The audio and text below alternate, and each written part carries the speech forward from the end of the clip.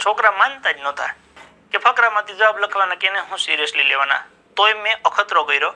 મેં છોકરાઓને 4 પેરેગ્રાફ આપ્યા, તમે આના જવાબ લખો. 45 મિનિટ થઈ હતી છોકરાઓને. પહેલી વખત જ્યારે મેં 4 પેરેગ્રાફ આપ્યા ને ત્યારે મેં કીધું કે જો આ તમને હજી કહું છું, ગુજરાતી તમારી પાળ ગાઢ નાખશો. ફકરા ઉપરથી જવાબ લખવાના છે કે આમાં શું છે. હું અવારનવાર કહેતો આવ્યો છું, છેલ્લે હારા એ જ કર્યું ગુજરાતી. જો કે અવળચંડાઈ છે, આ નીતિમત્તાની વિરુદ્ધનું કામ છે. જે પણ જેની પેપર કાઢ્યું હશે એ જાણે, ઈશ્વર જાણે. આ નીતિ વિરુદ્ધનું કૃત્ય કહેવાય. તમે વિડીયોમાં એવું સ્પષ્ટપણે બોલો છો કે ફકરા ઉપરથી જોઈને લખવાનું છે, ગ્રામર વ્યાકરણ પૂછવાનું નથી, અને પછી તમે ડાયરેક્ટ ખાલી જગ્યાઓ લખી દો છો. ઓકે, અને પછી કહો છો કે આ ખાલી જગ્યામાં શું આવે, 4 ઓપ્શનમાંથી નક્કી કરો. એ તો પ્યોર વ્યાકરણ જ કહેવાય. અને એમાં તમે જોડણી પૂછો કોન્સ્ટેબલના છોકરાઓને, જેને નાવા નીચોવાનો સંબંધ નહીં, પણ છે તો છે, નાગાઈ તો નાગાઈ કરી છે, શું કરી લેવાનું કયો. ખોટું છે હું કહું છું, અને જેની હારે વાત કરું છું એ બધા કહે છે કે એ વસ્તુ ખોટી છે.